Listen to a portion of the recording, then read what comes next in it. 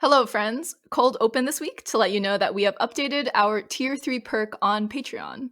For $5 a month, patrons can now receive a monthly postcard with a cute scientific doodle and a whimsical character biography. We have a sample postcard on our Facebook page, link in the show notes. The front of the postcard has this cute little tubby bear that has an exclamation of "Thank you very much." And the back of the postcard has a hand-drawn doodle by yours truly, featuring an adorable virion saying, "I want to replicate." And the description of the postcard reads, "Vivian, the virion, is a cheery, fun-loving virion with one passion in life: replication. She is a sneaky but lovable particle and has found her way into the hearts, bronchi, and lungs of everyone around her." If you want your heart warmed with a similar adorable postcard on a monthly basis, or any of our other wholesome benefits, you can head on over to patreon.com/so-you-got-a-life-sci-degree. This way you'll help support the podcast and also receive great perks. Hello and welcome back to So You Got a Life Sci Degree. We're your hosts, Farida and Lisa, two life sci undergrad students trying to navigate our future careers. This is episode 12, and we're talking to Dr. Jonathan Stone, also known as Doc Roc, about university professorship. How are you doing today, Lisa? I'm doing okay. I started school on Monday, which is, it's winter semester, so it's not like in the fall you're like exciting and fresh and like ready to learn. Winter, I feel like winter, I never left school mode, so I'm just like, oh, here we go again. Yeah, but I received my new laptop. Nice. So I had to switch because I use dictation because I have like a condition which makes my hands hurt, and so I like talk to this program and it turns into text. And they did this like not so great thing where they're like, "Oh yeah, this service that you spent hundreds of dollars on and we said that you could use for the rest of your life. We're actually just gonna like discontinue support for the like Mac version." So all the Mac users just don't get to use it anymore. And so because of this, I've been kind of like trying to just like push along with the Mac as long as I can, but it's really starting to go now. And so I finally am switching back to Windows, back to the OG, and I got a Dell XPS 13. So yeah, fancy. Nice. I haven't finished fully setting it up, but yeah. I'm really not like a very techie person, but it is like, it's so interesting because next to the MacBook Pro, like it almost makes the MacBook Pro look like kind of archaic and like ancient and clunky, which is so crazy because I don't know, all these laptops now are just like so tiny and skinny, and Yeah, I really feel like we're walking into the age of sci-fi movies where like yeah. everything's new and cool. How are you doing? I'm doing pretty good. I am transitioning back into school. Not super excited about winter semester, but it's okay. I started watching Parks and Rec over winter break. Oh yeah. And I just finished like yesterday. Oh, wait, how many seasons are there? There's 7 seasons. Yeah. There's a lot of overlap with The Office and therefore also a lot of disagreement about which one is the better show. But yeah, I actually really liked it. I like the main character way more than I like Michael Scott. Oh, is it Leslie something? Leslie Knope. Leslie Knope, yeah. Yeah, and I feel like between those two shows and like Community and Brooklyn Nine-Nine, the same actors are in pretty much like all of them or make guest appearances in all of them. Yeah, it was pretty fun. I would recommend watching it. It's pretty good. Yeah. I watched one episode of Modern Family the other day. Yeah. Just because someone wanted me to, and so I did. Nice. Yeah, also very similar feeling, except for the main, I would say like the equivalent of Michael Scott. He's like Michael Scott, but he's way less offensive. So I like it more.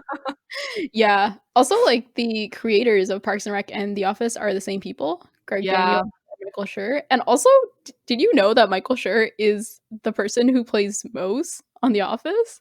Wait, what? Yeah, he's like a huge like writer and producer, and he's made And some in The amazing Office, he's shows. just running through cornfields. Yeah, I like cannot for the life of me reconcile those two like roles, like him in real life versus his character That's on The funny. Office. You know how they have authors come onto shows and do like little cameos? Yeah. I think they had, this is very random, but they had John Green try to do one of those for one of his most recent movies, but the scene ended up getting cut because he was such a bad actor. Oh no. Which I find hilarious. Yeah.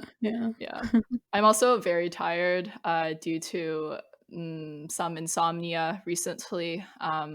But hey, it's Doc Roc. I'm sure that'll perk me right up. Also, I just realized this is your first time officially meeting Doc Roc, It which is, yes. yeah, super interesting because this person has been featured in my stories for many a story. So Oh, yeah, on the minicast, if you listeners want to go oh check them yeah, out. that too. Yeah. Yeah, I mean, this seems like one of your favorite props. I'm pretty excited to talk to him. Dr. Jonathan Stone, a.k.a. Doc Roc, is an associate professor in the Department of Biology at McMaster University. He is also the acting director of the McMaster Origins Institute. His research involves computational, developmental, and evolutionary biology with a smattering of ecology and physiology. He especially enjoys poking at sea urchins and tardigrades. He completed his Bachelor of Science in Biology and Physics, followed by a Master's and PhD in Zoology, all at the University of Toronto. He has since found his way into the hearts of many undergraduate students via his whimsical teachings and plentiful treats. Thank you so much for joining us today, Doc Roc. That's my pleasure to be here. Just to start us off, could you give us a brief overview of the topics that you research? Like you said, I'm interested in sea urchins and water bears or tardigrades. Also have an interest in snails as well. I like to think of those three organisms as representing different branches on the animal branch in the tree of life. And I'm interested in the animals themselves, but within each animal, there's some interesting aspects that have come out of research. So with sea urchins, it's the metamorphosis, the point in time which which a larva becomes a juvenile. And with water bears or tardigrades, it's their resilience to extreme conditions. And extreme in this sense means anything from radiation, temperature, desiccation, pH changes, and so on. And from the snail perspective, it's really their shells. And one curious fact about their shells is that in almost all snail species are coiled in what we call the right-handed direction. A small number are coiled in the left-handed direction, and then some populations in some species exist with both righties and lefties in them. But I've also become interested in some aspects of human research, human menopause, for example, being one case.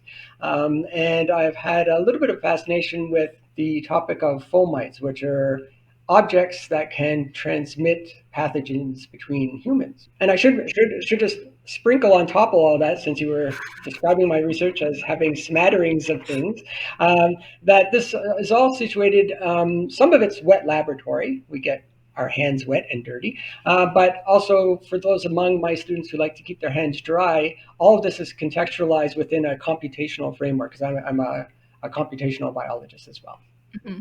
Yeah, you mentioned how you studied tardigrades because they're super resilient to extreme conditions. So we were wondering if you could just tell us a bit about what tardigrades are, because some of the listeners might not know, and some things about why they're so cool. Sure. Tardigrades are invertebrate animals, and their body form is characterized by having 8, we refer to them as lobopodous legs, which means they're kind of cylindrical, kind of look like puffy, inflated balloons a little bit. And they're rather interesting, as you mentioned, because they're resilient to a number of extreme environmental conditions. But of course, I just want to point out at the outset, they're often described as the toughest animals on Earth. And when one reads a media report about tardigrades, one walks away from it or crawls away from it as thinking that they're indestructible. But of course, when they're active, if they're not eating, for example, they can die. So I just want to straighten that out, that they are very resilient, but they're not absolutely indestructible or super in any sense that way. But however, if you do put them in, say, a nuclear reactor, which we've done several occasions at McMaster University, they can absorb more radiation than 100 humans magnified. And if you freeze some species, they can be put into liquid nitrogen and survive. Some species have been exposed to the extreme conditions of outer space in low Earth orbit and survived. So they are extremely resilient. I don't want to say that they're not resilient, but I just wanted to set the record straight that you can kill them. Oh, I definitely know you can kill them. One of my friends is working in your lab, and she said that she just didn't put enough water in a dish, and she came back after the break, and all her tardigrades died, or a lot of them died. Aww.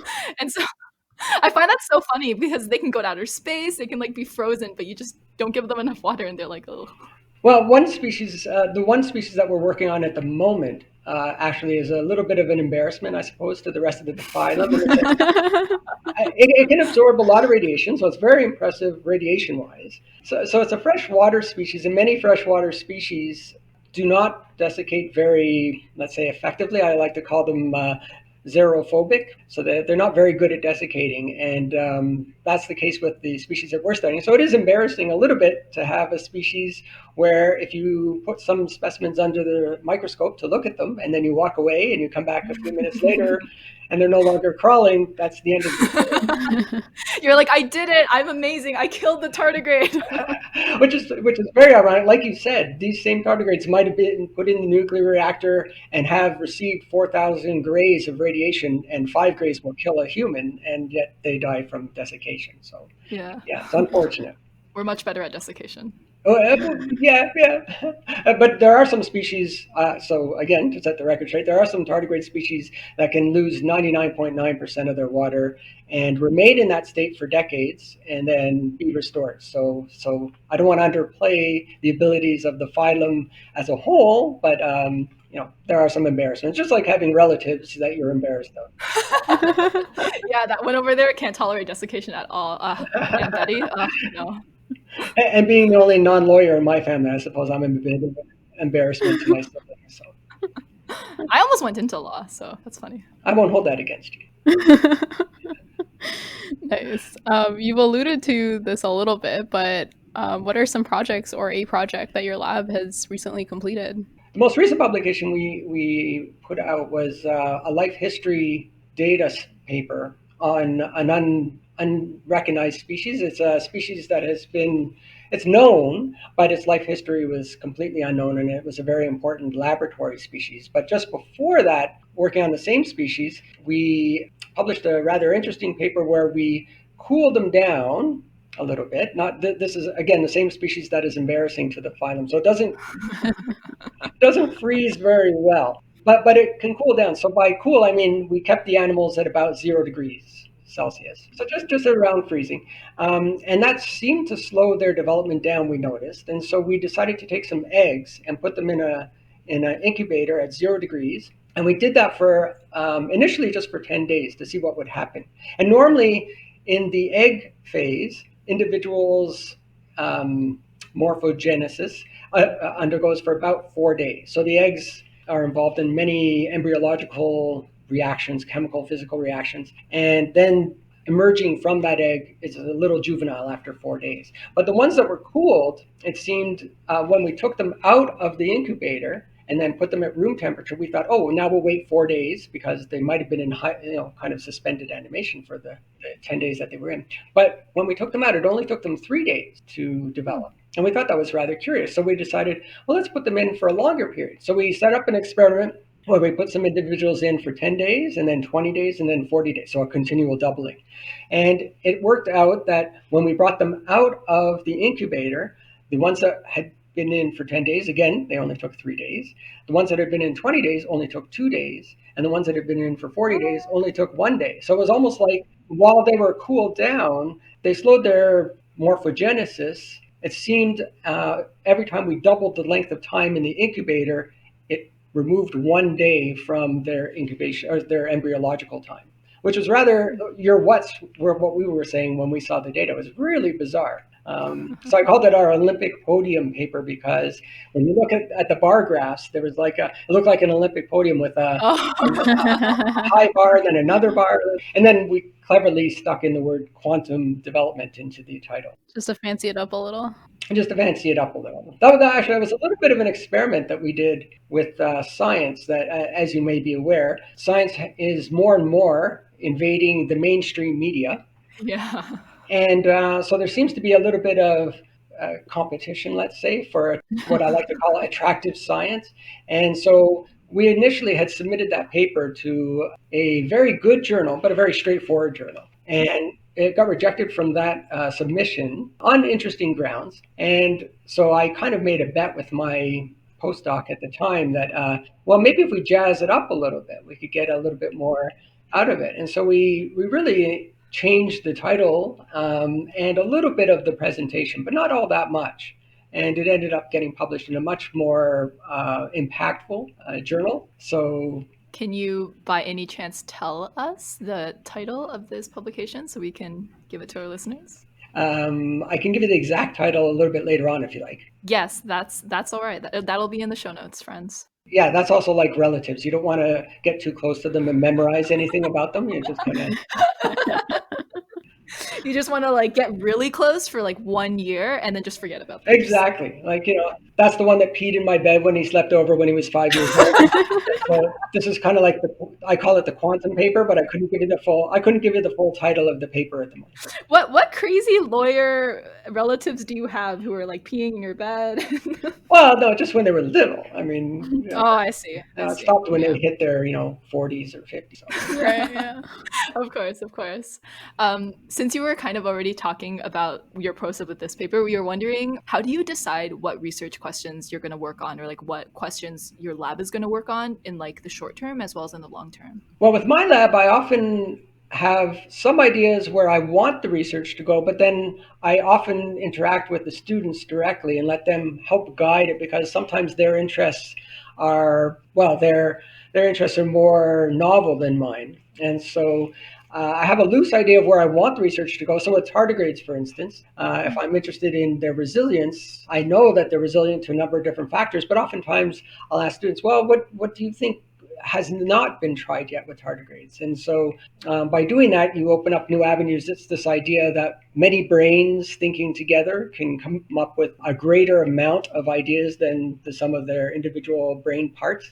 And so oftentimes like with snails, for instance, I'm always interested in their shells. But I had a student come into the lab one year who was interested in reproduction and also toxicology. And so she suggested that we look at how pollutants or chemicals affect the reproductive capacity. And so we start working on a very different species of snail that I never worked on before, but reproduces constantly in the laboratory. They're hermaphrodites, and they just constantly produce fertilized eggs nonstop. And so after performing an experiment for about, well, it was an undergraduate research thesis, so it was 8 months, we submitted a paper on the effects of chemicals and pollutants on the reproductive capacity of snails. And that's something I never would have done. It's not something I'm interested in, but I'm interested in snails, and the student had an interest in toxicology and reproduction. And so it was easy to put them together to make a story and a paper and a rather interesting scientific research study. Yeah.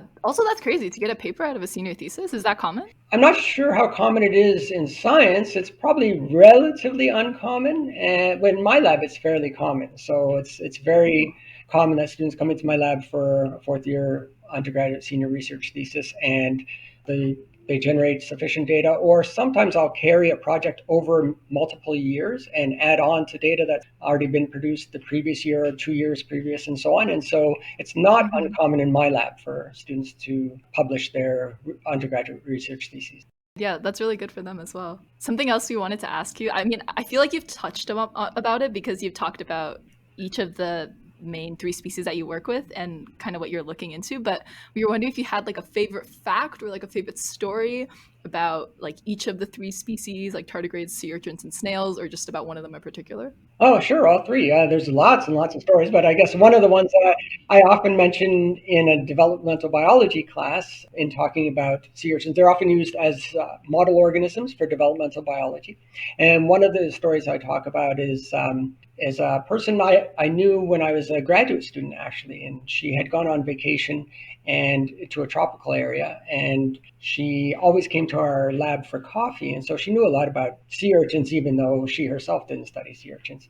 And she was on a resort, and it was a private beach, and it was turned out to be a nude beach, and she said that Is that relevant to the tardigrades? it's relevant to the story. Anyway, so according to her, she had prepared herself appropriately, and which means she had gone to the bathroom and everything, and then went to proceed to swim in the ocean. And on her way in, she stepped on a sea urchin. Ooh. And she said the pain was excruciating. But she said she remembered from our coffee sessions that the antidote for the pain was human urine. No, is that true or is that a myth? No, that is well. So this I thought it was a myth until she told me this, and she said, but because she had prepared herself appropriately, she was unable to relieve her own pain. And she said at that moment, a Greek god walked out of the water, but some other male at the some male at the resort, and she walked over to him in pain and said, "Sir, would you please urinate on my foot?" Oh my And goodness. No way. apparently he said anything to oblige a lady and proceeded to urinate on her foot. And she said the pain disappeared immediately, absolutely That immediately. is really wow. That's huh. You we we ask I do actually we ask our other guests for stories and they're like, "Oh yeah, like I don't know if I can really," but you're like, "Oh yeah, like peeing on foots, nude beaches."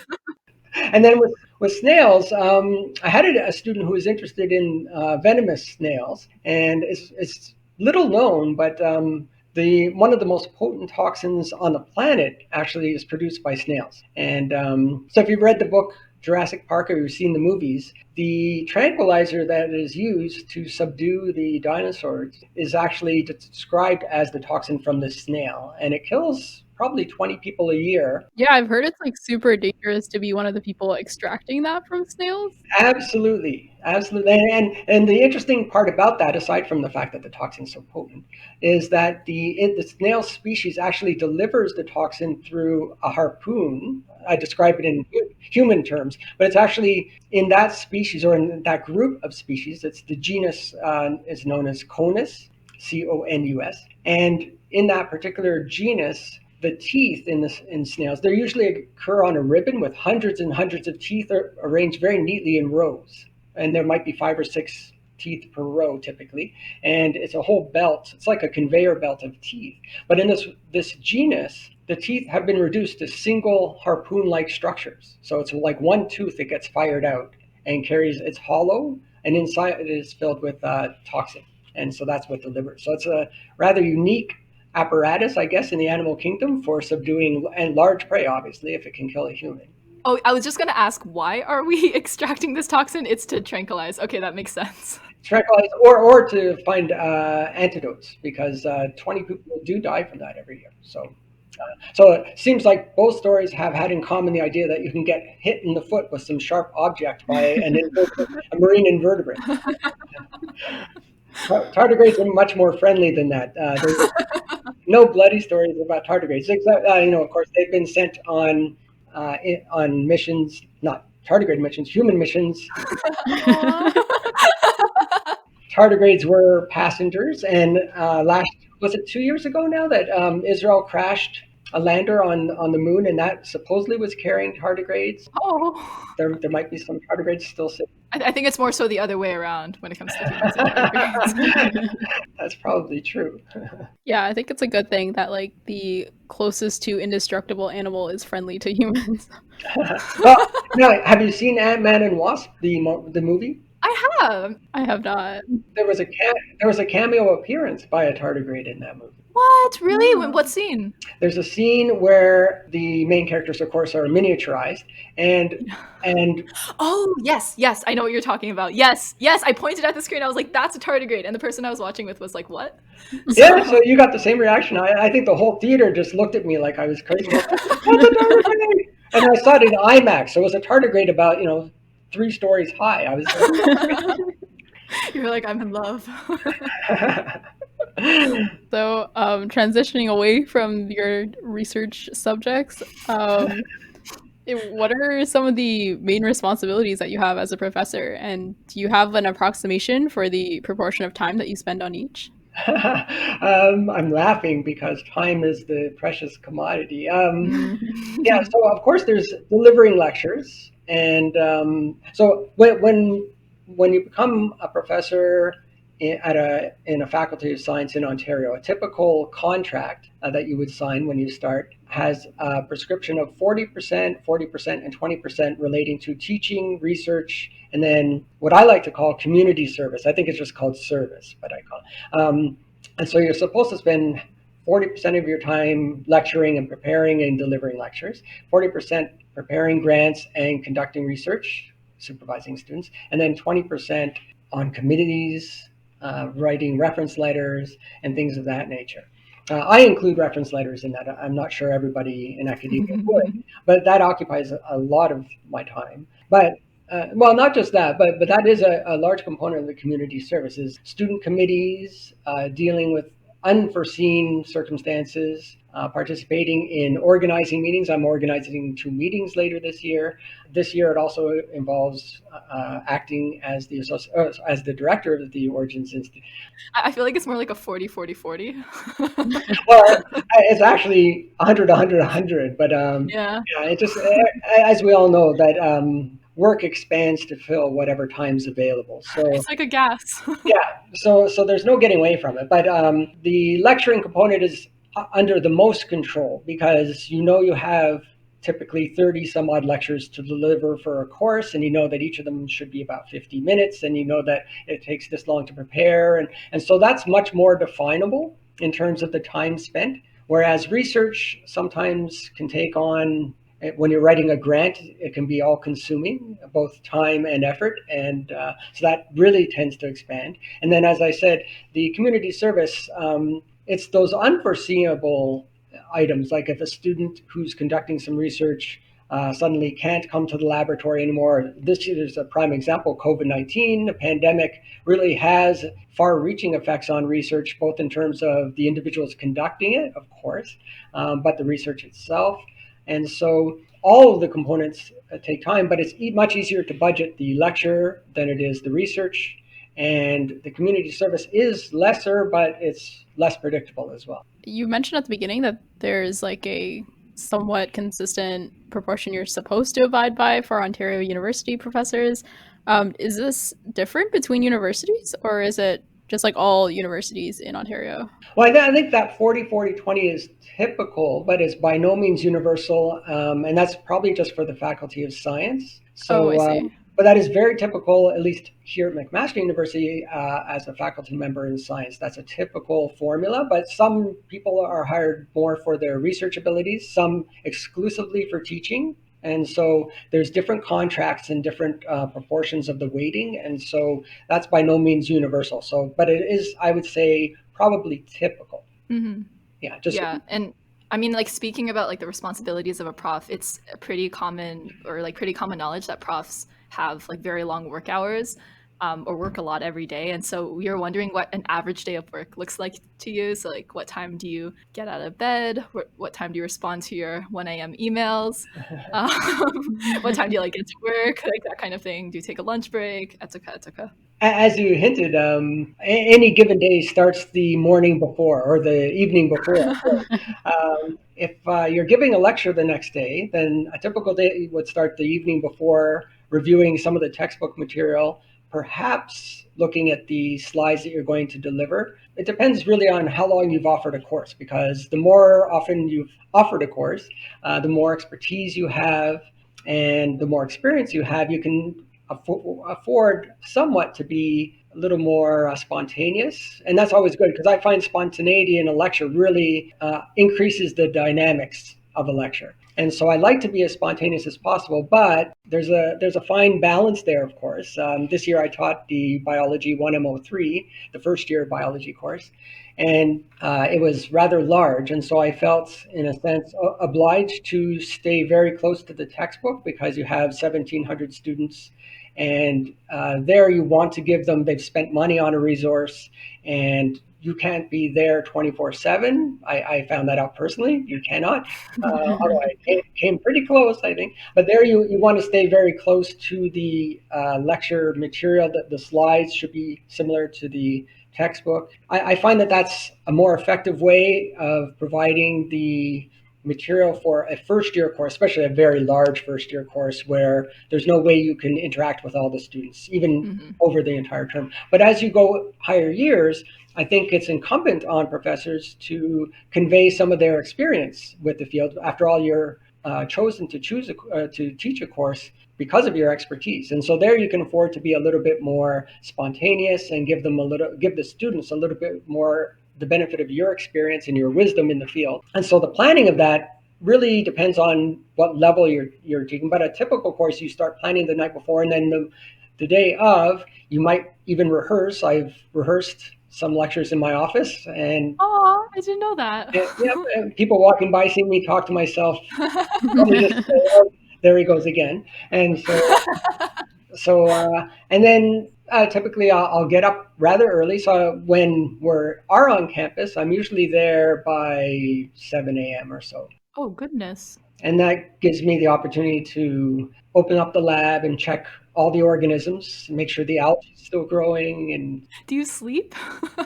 I'm one of those people that fortunately doesn't need much sleep. I don't know why that is. I think it's because I used to have a dog, and the dog used to get up early and go to bed pretty late, and so I kind of followed the same schedule. And but it proves very effective because then I can open up the lab. I can be the first one in, and usually, if not the last one out, one of the last ones out. I like to be the last one out to make sure everything's off and the lights are down and everything.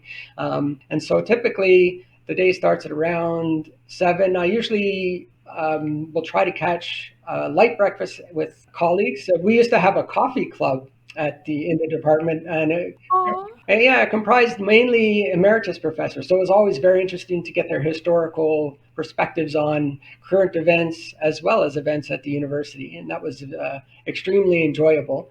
We haven't met, of course, for a long time. And then throughout the day, there's offering lectures, of course, interacting with students, both thesis students, postdocs, graduate students, undergraduate students, as well as through office hours. And then usually I'll try to catch a lunch with either a colleague or sometimes a student at one of the local cafes or on campus. Sometimes I'll bring a lunch and eat it alone in my office if it's a really rush day. So if I have like back lectures or something like that, then it tends to be foreshortened.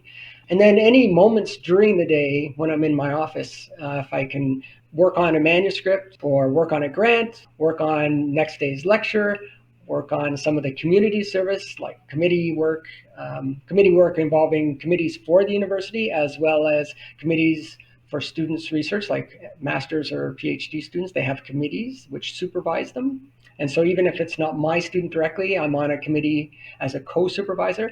We meet on average probably once a year with each student, but I might be on 15 or 20 of those committees. So it's routine that I'm reading reports or theses or committee reports or organizing meetings that will happen in the spring. And so there's rarely a moment where I don't have something to do, which is great because I love the activity and I love keeping busy. And so it really does. The reason I kind of laughed, I gave a smattering of chuckles when you mentioned time earlier was because I think really the main objective is time management. And I try to convey that to students as well. Time management seems to be the greatest skill that one can develop in a career where you're multitasking. Mm-hmm.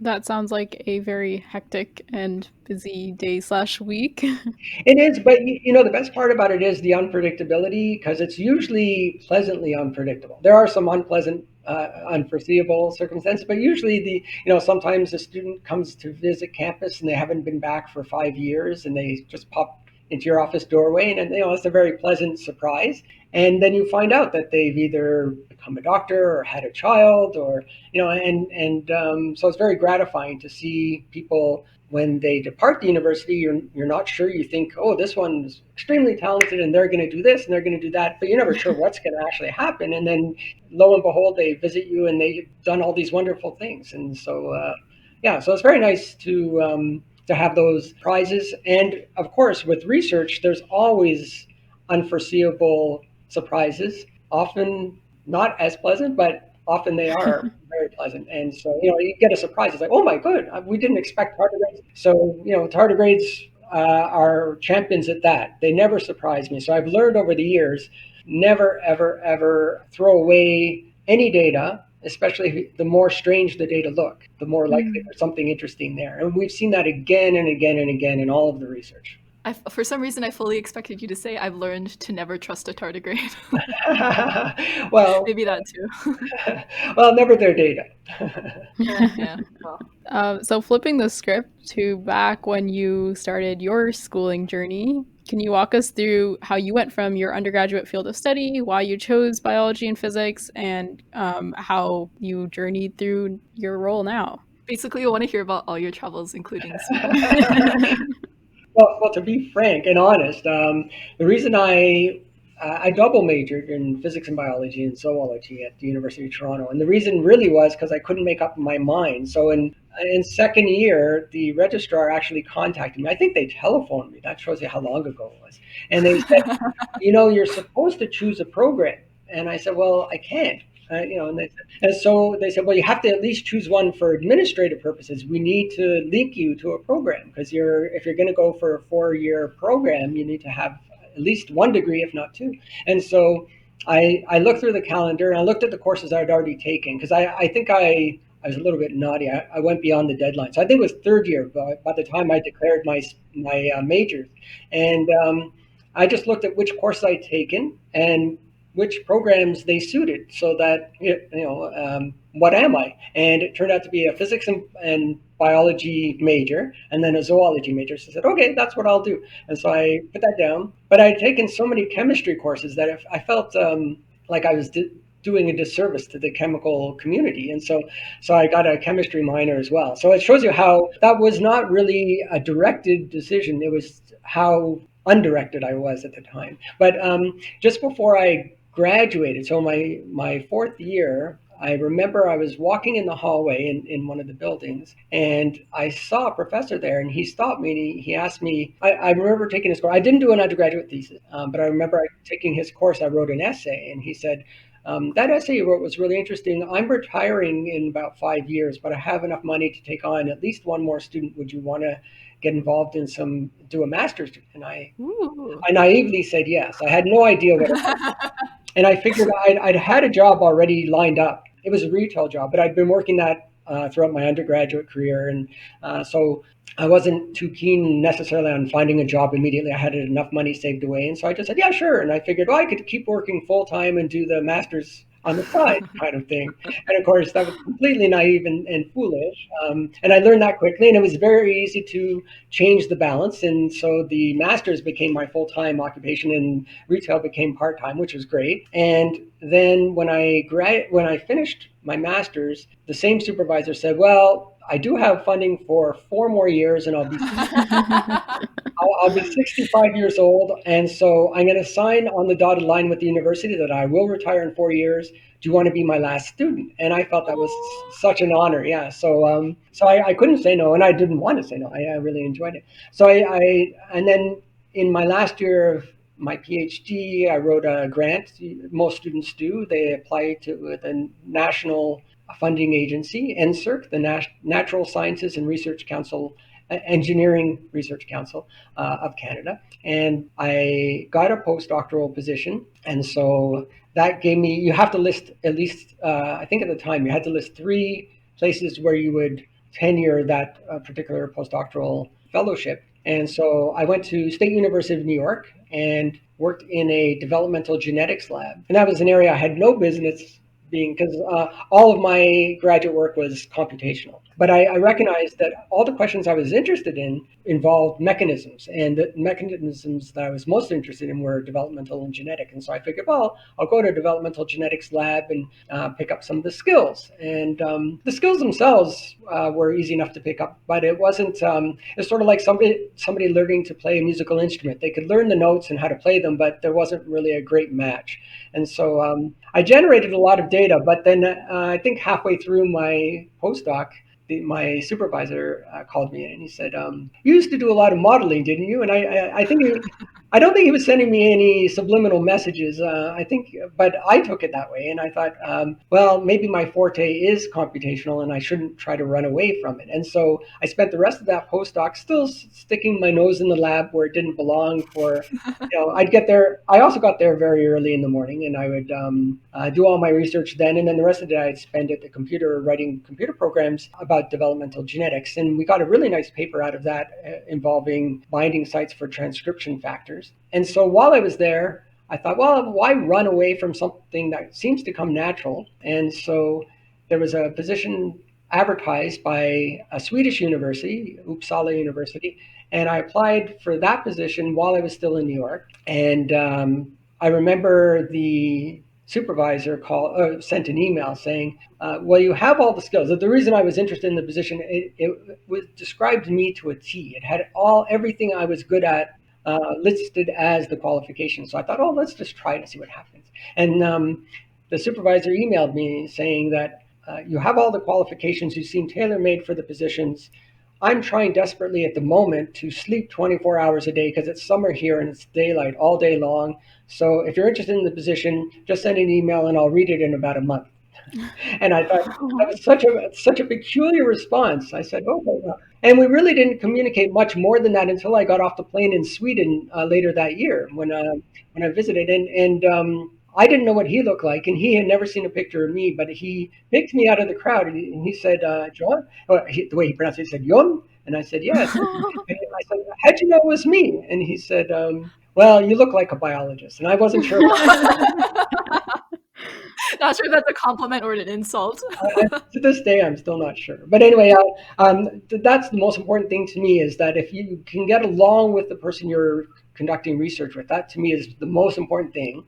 Anyway, so I was there for 2 years. So I was in New York for 2 years. I was in Sweden for 2 years, and they were both of them were glorious years. But as I've heard it described many times when I'm abroad, that Canadians have a homing device, and we all tend to want to go back home to work, and I was no different. And the funny thing about postdocing is they usually last 2 years. Now they're a little longer. They're typically 3 years, but back then they were only 2 years. I think they're forever expanding. but that means as soon as you get there, you're 1 year in, you have to apply for your next one, which is a little bit awkward, right? Because you're just in the middle of your first. And I remember, just as an aside, mentioning to Mats at the time when I arrived in Sweden to start my postdoc, I said, the rate at which computers are progressing in terms of their memory capacity and their RAM, and it might be more beneficial for me not to start for a year, just to goof off and travel around Sweden and everywhere, and then wait till the new computers come out, because they'll be more than twice as fast, and so I can. He didn't buy it, but anyway, after about a year in Sweden, I applied to come back to Canada, and you're only allowed to apply once for an NSERC grant, and so I applied for a CIHR grant. Back then, it was the Medical Research Council, and you no longer can apply for both, I understand, but back in those days you could. So I had a way to get back in, and I applied. And here's a good lesson for the listeners who are currently in like undergraduate or graduate. When I was a graduate student, I was on the executive, and I was responsible for all the activities of the executive. I was the president in my last year. And one of the things we were charged with was taking out to lunch some of the speakers that were interviewing for positions in our department, as well as guest speakers. And so we had this one guest speaker coming, a pretty well-renowned developmental biologist. And so I was automatically going to go for lunch, but I thought, well, this person's relatively well-known, so maybe I should give everyone else a chance. So I advertised it, and only 3 people took up the invitation. And so there was a 4th spot, and I figured, okay, I guess I'll go. I really didn't have much in common. And so I went for lunch, and sure enough, when I was in Sweden several years later, and I was trying to apply to get back into Canada for a CIHR grant, there was the perfect match for me. It was a person who did health-related research in developmental biology, and by then I'd become very interested in developmental biology. And so I wrote an email saying, I don't know if you remember me from that lunch. And sure enough, the professor did, and we wrote a grant, and I got it, and that was my way back in, and I spent 2 more years in Halifax. So it's a lesson, never shy away from an opportunity. You never know how it will pay back in the end. And I spent 2 years in Halifax, and then all throughout these 6 years of postdocing, I was interviewing, I was applying for positions at various universities and interviewing at them. And by the time I got to Halifax, I guess I'd had enough experience, both as a researcher and as an applicant, because that's very important as well, and as an interviewee, that I landed a position at McMaster University. And then the rest is history, as they say. Just about, yeah. Yeah. That's nice. So how long have you been at Mac? I've been at Mac 18 years. Wow. Yeah. That's cool. That's a long time. So I'm officially hired as a SharkNet chair in computational biology as a member of the Department of Biology. And then I think I was at McMaster less than a year when the Origins Institute started. And so was appointed as the first associate director of the Institute in 2004, I suppose. Maybe 2003, but 2004 or 3-ish. Yeah. So, can you actually tell us a bit about what the Origins Institute is, what it does, and kind of your involvement with it over the years? Yeah, the Institute was founded in 2000, I think officially it was 2004. And its original mandate was to address fundamental questions in 6 main areas, and they all had to do with the beginnings of things, so origins, hence the name of the Institute. And it was a very wide variety of topics. So it was origins of space-time itself, origin of elements, origin of structures in the cosmos, things like stars and planets and galaxies, origin of life, origin of species and biodiversity, and origins of humanity originally. And that later evolved into origin of consciousness. So I'd like to put them together and say origin of consciousness and humanity. So they're big questions. But I think I'd like to think of it as anything that humans ancestrally did, like ancient humans. We stared at the stars and we wondered where did, you look at your hands and say, where did we come from? Where did this stuff we call humans come from? And so I think these are all natural questions to ask. And so it's a testament. The original director, Rob Pudritz, had the insight to suggest that those fundamental questions could formulate a context within which research and education could kind of be conducted. And so hence was born the Origins Institute, which has evolved over the years, of course. So I guess I should mention that now that over the years, I think our first major meeting was titled Astrobiology and the Origin of Life. And that really solidified our prime research directives as astrobiology, because it's the one area that we could identify that the astronomers and the biologists and the chemists and the biochemists and the physicists all could convey the same ideas, perhaps initially with different languages, but ultimately with the same language. And so it was an area that was really fertile ground for interdisciplinary, or as I like to say, transdisciplinary research. Very interesting and heavy stuff. Since you became a professor 18 years ago, how do you feel like the role of a professor has changed? It's changed in a number of ways, mostly I think in terms of the roles that universities play in society. I think enrollment has enlarged over the years, has increased. And so I think university professors have a role to play. It's kind of like a multi-tier role. One is just in terms of the courses and delivering information. And ideally, I mean, in my mind, I picture us as people come into the university and they leave better citizens, in the sense that they can read media reports or understand why the government makes some decisions that it makes, and understand why they should follow those decisions or be skeptical of those decisions, whatever the case may be. These are well-informed individuals. So that's one level I think university professors, or one role university professors play. Of course, for some students, the undergraduate education is a stepping stone to something higher, something else. It could be a professional school, could be graduate school, continued research. I'll say law school as well. Actually, I've had at least one student emerge each of the last, I think, on average, at least one student into law school over the last 5 years from my lab. So, like each year, there's been one student. Yeah, well, on average. So some years there's more than one, but and 1 year there was 5. And God forbid, no. So I'm as guilty as creating my own problems, I guess, as anyone. But that's a good example. These are students that probably came into university maybe not knowing that they wanted to be lawyers, but then they're now equipped with some scientific knowledge and realize that there's some issues in society that have to be advocated for, and from a scientific perspective. And so now they will have 2 tool sets. They'll have their scientific tool set, and they'll have their lawmaker or lawyer, barrister, solicitor, whatever it might be, mouthpiece tool set, which they can combine and hopefully make the world a little bit better place. Most of the students that I have seen go on to law are interested in environmental issues, for example. All right. Before we wrap up, is there anything else you want to add?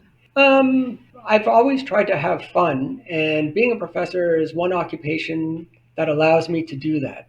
Even within the strict context of my contract or what my expectations are from university administration or my chair or whatever it is. There's always enough flexibility. They're all wonderful people that I work with. I assume that's the case everywhere at all universities in Canada, if not elsewhere. And so you're able to follow your passions and enjoy life and still get paid for it at the end of the day. And as you said earlier, the per hourly wage is not all that extravagant, to use your word. But the satisfaction level is extremely high. And I think that's, to me, that's the most important metric. Mm-hmm. Yeah, well, that's sweet. And it's good to know that there are profs out there who like what they do and like bothering students the way you do. So that's really great. And thank you so much for interviewing with us. I know that as a podcast co-host, it's like how parents don't pick favorites amongst children. They're like, oh, I love them all equally. But I really enjoyed this interview, and I'm usually pretty tired after interviews, but I'm ready to go. Like, I really like this. So thank you for coming and chatting. And yeah, we hope that we think this episode is going to get good engagement. Yeah, we'll thank you so much. And you can all kind of run along a beach without any worry now, because you know the answer. Yeah, I mean, with my bladder, probably. Hey, that could be very useful to others who step on sea urchins. Don't knock it. Yeah, exactly. Yeah. But it's a service.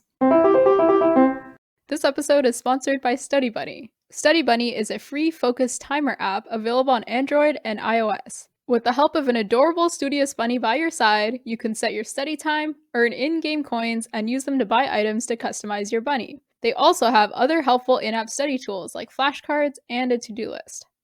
We've actually mentioned Study Buddy on the podcast before, in our minicast to be specific, even before they decided to sponsor us.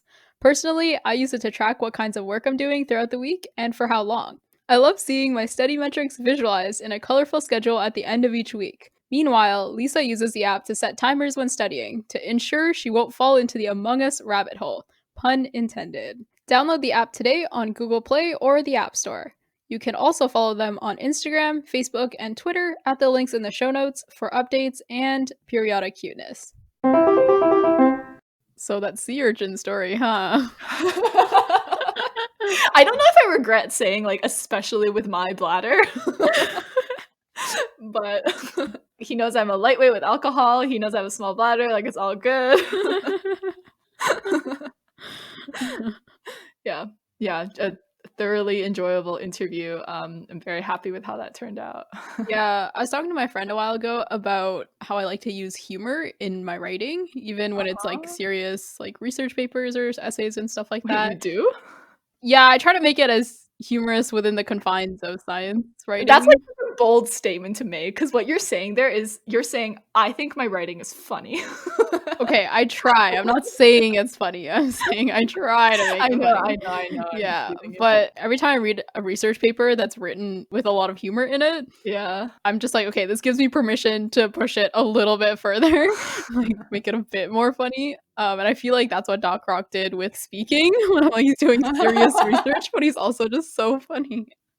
Yeah, I think until now, Frida didn't fully believe that like Doc Roc was like as Doc Rockish, or as you say, Rock Dockish. So for the listeners, that little joke is because one time when we were prepping, Frida called him Rock Doc instead of Doc Roc. Accidentally. Also, if you've gotten this far and still haven't realized why his name is Doc Roc, like, we're not going to tell you. It'll be like a shower, like, light bulb goes off moment. Oh yeah, no, 100%. Also, we finally uncovered like the reality behind the 1 a.m. emails. Oh, because yeah. I often get like 1 a.m., 2 a.m., 11 p.m. emails from this man. And me and my girlfriend, we've always just thought like, okay, I guess he just sleeps really late, like, which is unusual for university professor because they're usually up at 7 a.m., 6 a.m. And when we were talking about that, we were like, okay, well, the alternative is that he just stays up late and also gets up early. But we said that as a joke because, of course, people need to sleep, right? Right?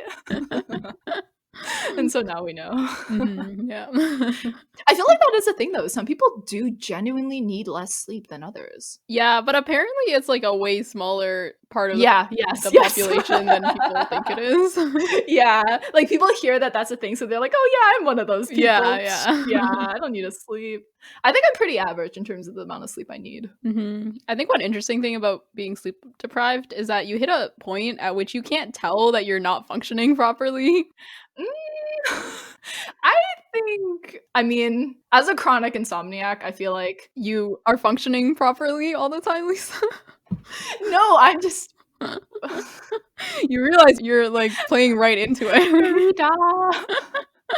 I'm in like one of those Kafka traps, you know? Yes, Like yeah. like a tra- like okay, so a Kafka trap is I think a mental thought experiment, or it's like the concept of when you're in a situation where if you argue your position, you just further solidify the arguments that's being thrown against you. So if someone says you don't know how spoiled you are and you're like I know exactly how spoiled I am, that's kind of a Kafka trap. But for some reason whenever I think of the word Kafka trap, I picture a Chinese finger trap, which is not the same thing. It kind of makes sense where it's like the more you try to pull away from a Chinese trap, the more embroiled Oh my you are. god, it's perfect. Yeah. Oh my goodness. Wow, my brain just made that connection and I just I had no idea. Yeah.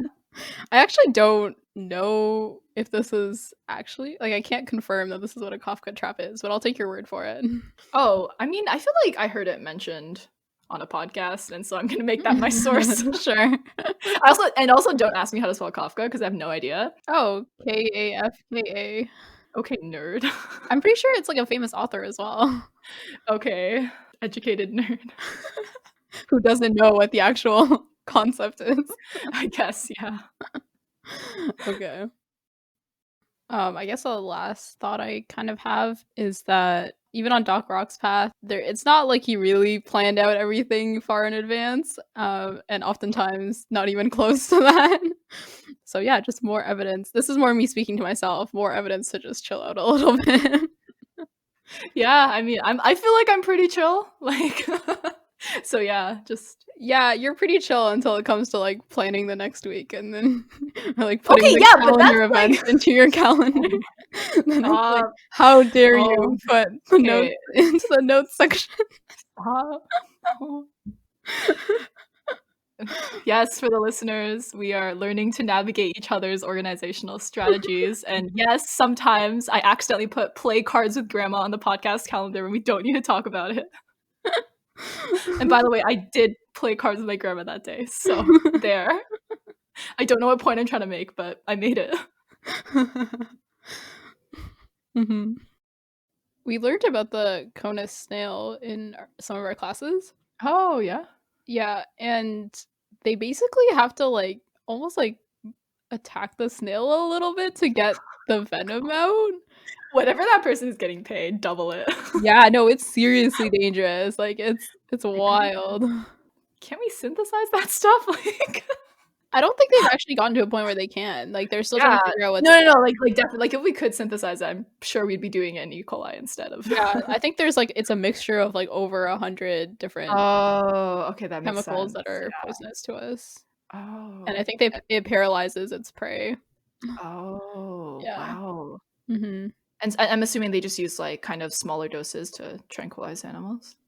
Yeah, I'm actually not sure about how it's applied. How did they even discover that it could be used as a tranquilizer though? Like who is Yeah, I'm not sure how much it is used as a tranquilizer. Oh, Yeah. okay, I see. Okay, but then back to my main question, why are we extracting this poison if it's so dangerous? Like what's the purpose if not tranquilizer? Well, Doc Roc was saying like people do actually die from these cone snails, so like Oh, to right. find an Yes. antidote. Okay. Yeah. Yeah, also just like kind of cool. Oh my goodness. For science. This has been another episode of So You Got a Life Sci Degree with Doc Roc about university professorship. We want to give special thanks to our crew of lovely patrons, including our Little Leaf patrons Naeem, Daniil, Shafiq, and Shamima, and our fantastic foliage patron Stephanie. If you would like to become a supporter of this podcast, you can visit our Patreon at patreon.com/soyougotalifescidegree. You can also rate us on Apple Podcasts using the link in the show notes. The music you're hearing is No Regrets from audiohub.com. Thanks for listening and see you next time.